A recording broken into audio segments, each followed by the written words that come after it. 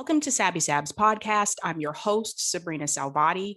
So guys, usually I do a Q&A at the beginning of my news clips, but I'm going to do something a little bit different today because there's something I want to plug. This Saturday at 7 p.m., please join me for a Juneteenth special on Fred Hampton Leftist podcast. This is going to be my first show that I do on Fred Hampton Leftist, so I'm really excited.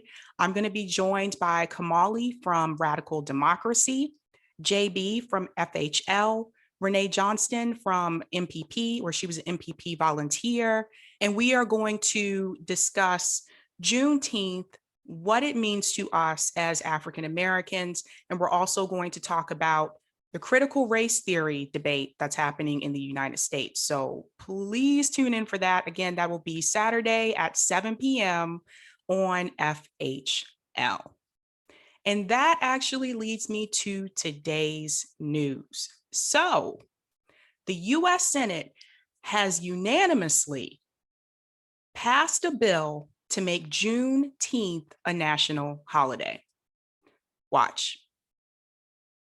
And Mr. President, I ask unanimous consent that the Judiciary Committee be discharged from further consideration of S-475 and the Senate proceed to its immediate consideration. The clerk will report.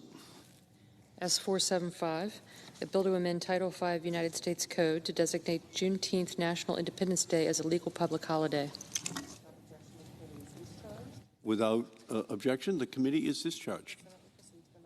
The Senate will now proceed to the measure. I ask unanimous consent the bill be considered and read a third time and passed, and the motion to reconsider be considered made and laid upon the table. Without objection.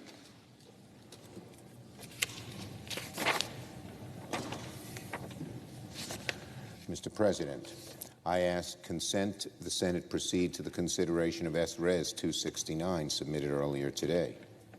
The clerk will report. Senate Resolution 269, designating June 19, 2021 as Juneteenth Independence Day in recognition of June 19, 1865, the date on which news of the end of slavery reached the slaves in the southwestern states. Without objection, the Senate will proceed to the measure. I ask unanimous consent the resolution be agreed to, the preamble be agreed to, and that the motions to reconsider be considered made and laid upon the table with no intervening action or debate. Without objection. Thank you, Mr. President. That was the Juneteenth resolution, which we'll talk about more tomorrow. Okay, so now the bill goes to the House. So by the time you guys see this video, it's posting today, Wednesday. It may have already passed through the House, but I don't know, may not be that quick. So you might see this beforehand. But do I think that this is a good thing? Absolutely. It is long overdue. Guys, it's 2021. And I have a question for you about that. Had it not been for George Floyd's murder, would they be pushing this right now? Would this bill have been pushed if it wasn't for what happened to George Floyd? Now, I don't like to be pessimistic, but I always want people to question, There's nothing wrong with asking questions, but it's something I want you to think about.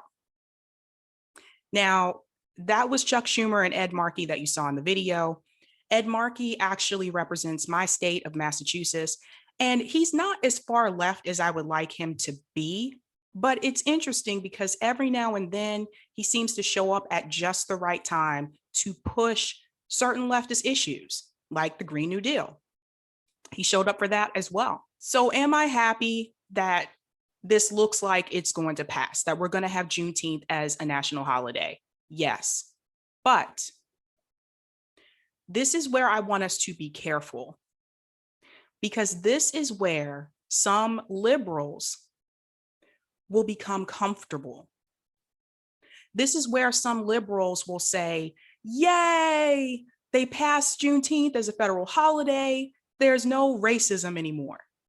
This is where people like Jim Clyburn will say, oh, see, I told you, we just passed Juneteenth as a federal holiday, a national holiday for everybody. I told you America wasn't a racist country. And he would say something like that too. Jim Clyburn today is not the Jim Clyburn that he was when he ran for office many, many years ago. Because Jim Clyburn is comfortable. Now, why should we not get comfortable? Because let's be clear here. We cannot stop fighting for racial justice in this country. The racial wealth gap in this country has not been closed. We still haven't given reparations to African descendants of slavery, which was promised by General Sherman. We still don't have health care for everyone in this country, which Black people in this country would greatly benefit from Medicare for all. We still have underfunded schools in Black and brown communities in this country. See, I like to point these things out because this is one of those examples where the Democrats, they make it seem like they're doing something for Black people without really doing something for Black people. Because yes, it's good that Juneteenth looks like it's going to become a national holiday. But that doesn't fix the issues that Black and brown people deal with in this country. That doesn't fix the healthcare issue. That doesn't fix the police brutality issue. That doesn't fix the education issue.